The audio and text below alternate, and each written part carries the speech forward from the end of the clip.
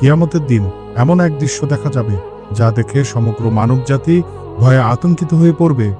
হাদিসের বর্ণনায় আছে, যখন মানুষকে হাসরের মাঠে একত্রিত করা হবে, তখন আল্লাহ তাআলা ফেরেশতাদের হুকুম দেবেন জাহান্নামকে নিয়ে আসতে।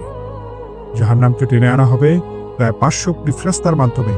প্রতিটি ফেরেশতার শক্তি এত প্রবল হবে যে যদি তাদের একজনও আকাশে একটি মাত্র চিৎকার দেয়, তাহলে দুনিয়ার সকল মানুষ মুহূর্তেই ধ্বংস হয়ে যাবে।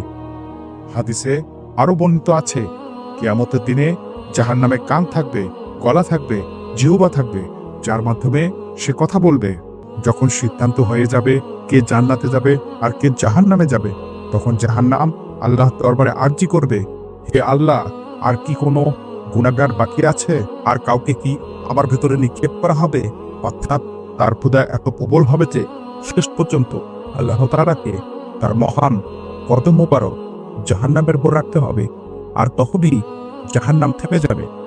আল্লাহ তাআলা আমাদের সবাইকে জাহান্নামের আগুন থেকে হেফাজত করুক। আমিন।